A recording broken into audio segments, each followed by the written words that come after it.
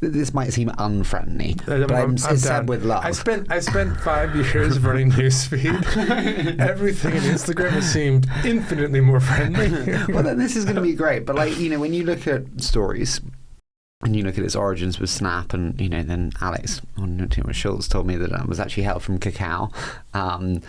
They disagree, but I'm sure they do. It's okay. And then we look at quite a few of Facebook's kind of innovations, and Threads most recently. Is Facebook just a very efficient copy machine? I think we're very good at optimizing things, and I think that we are willing to, when somebody pioneers a new format, to go and adopt that format if we think it's going to become an industry standard. And I think stories is a good example. Stories is you see stories everywhere. There's stories on YouTube. There's stories on Pinterest for a while. Yep. Obviously, Twitter did it for a while.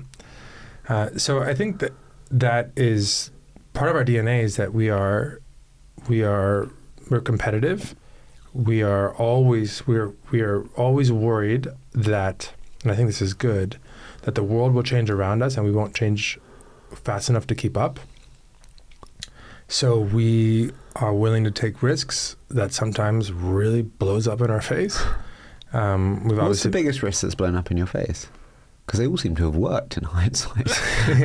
Well, I do think the Panavision thing a year and a half ago was a pretty rough blow. Maybe it was more my emotional response from being ridiculed by my favorite comedy show. But that one did feel like it blew up in my face.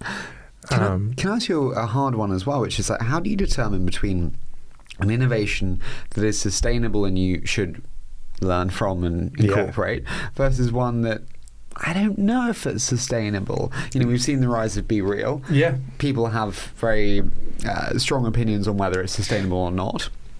As an investor in Be Real, I will decline to comment. Yeah. As you should. But how do you determine between the two? I mean, I think you try to make sure that you're understanding what is the fundamental human need that's being met, and is that need going to probably persistent or not? I mean, look, Instagram has changed a ton over the years, but a lot of it stayed the same. We've always been focused on inspiring creativity.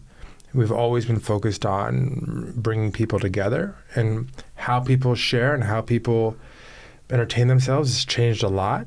And so how we do those things needs to change with it, but those fundamental needs are the same. And so when you're looking at either a trend or a competitor or how someone is abusing or a community is abusing the app, you can learn a lot from how people abuse your app. You can try and make sure that if you can explain it not only as based on some sort of viral mechanic, but also based on it meeting a need in a fundamentally richer or better or different way, then you want to play in that space. What have you learned from how people abuse the app? I didn't ever think about this before. What's a good example? Early Facebook days, before we had photos, people just kept changing their profile picture. Like every day, multiple times a day. I'm like, oh, sounds like people want to share photos. Maybe we should build that.